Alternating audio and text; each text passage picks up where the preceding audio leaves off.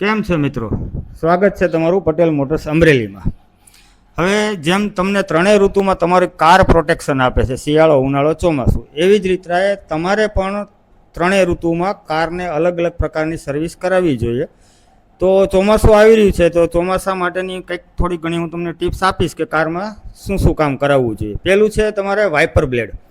Wiper blade હંમેશા intact રાખવી, જેના હિસાબે તમારો મેઇન ગ્લાસ ખરાબ થશે નહીં. બીજું છે વાઇપર વોશર. વાઇપર વોશરને હિસાબે તમે જ્યારે વાઇપર ચાલુ કરો છો ત્યારે કાચ અને બ્લેડ સાથેનું ઘર્ષણ ઓછું થાય છે અને કાચ ખરાબ થવાથી બચે છે. પછી છે ટાયર.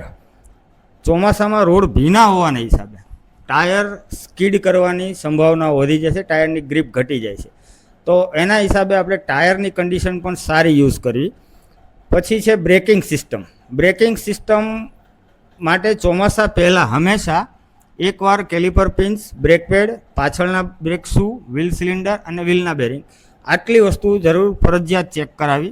બ્રેકિંગ સિસ્ટમ નબળી હોવાના હિસાબે એક્સિડન્ટ થવાના ચાન્સીસ વધી જાય છે. પછી છે લાઇટ અને ઇન્ડિકેટર્સ.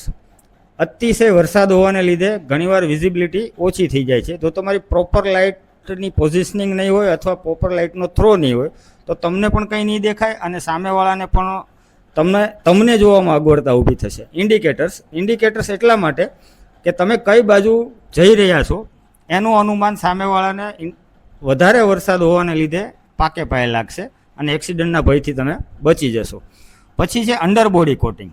અંડરબોડી કોટિંગ કરાવવું એટલા માટે જરૂરી છે કે કારની અંદર રસ્ટિંગ લાગવાના ચાન્સીસ એકદમ ઓછા થઈ જાય, સડો લાગવાના ચાન્સીસ ઓછા થઈ જાય ચોમાસાના હિસાબે. પછી ચોમાસામાં જ્યારે પણ તમે કાર ચલાવો ત્યારે સમયાંતરે એને વોશિંગ જરૂર કરાવી લેવી.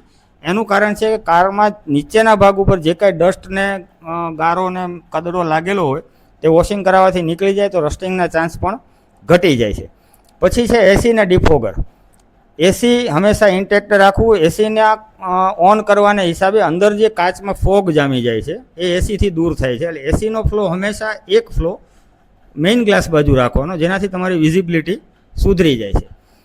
પછી છે બ્રેકિંગ સિસ્ટમમાં એક ખાસ સલાહ કે જ્યારે તમારી ગાડી પાણીના ખાડા અથવા પાણી ભરેલી જગ્યાઓમાંથી બહાર નીકળે ત્યારે પાણી બ્રેકિંગ સિસ્ટમમાં જવાના હિસાબે બ્રેક ઓછી થઈ જાય છે.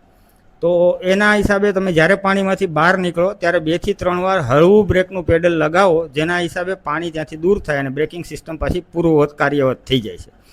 Thank you.